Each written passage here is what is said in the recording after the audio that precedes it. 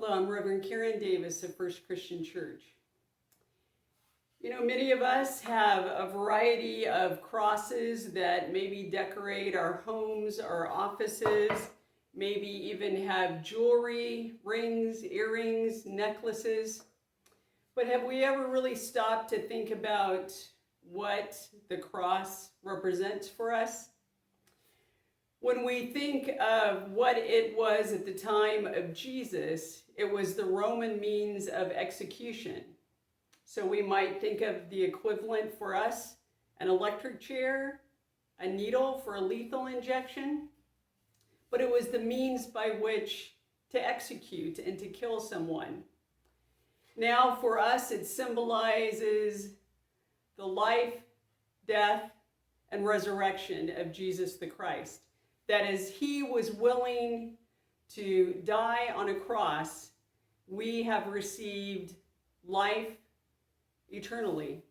We have received God's grace and God's goodness. But I invite you to think about what it means for us as followers of Christ when we think of that phrase, take up our cross and follow Christ. What does that mean in our lives?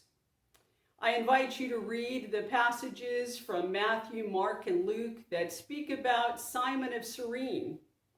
If you recall, as Jesus was on his way to be nailed to the cross, he was falling down under the weight of it. As they walked along the path, there was Simon of Cyrene, and he was charged with the responsibility of carrying the cross for Jesus. That wasn't anything Simon planned to do that day. Probably just going about his business, just happened to be there in the crowd and happened to be called upon to carry that cross to Calvary. For us, we have made the decision as followers of Christ to follow in Jesus' footsteps. But are we willing to take up the cross?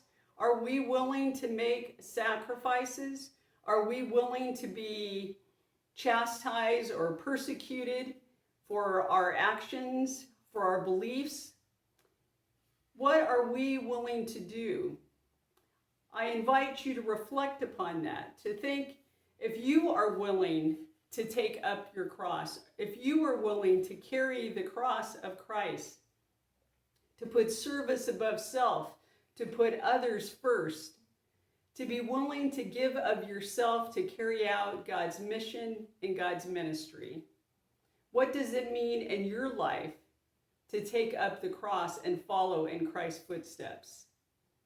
I invite and encourage you as we near Easter to think about, as we go into Holy Week, what will it mean for you to follow Christ? May God encourage you and guide you as you follow in the footsteps of Jesus the Christ.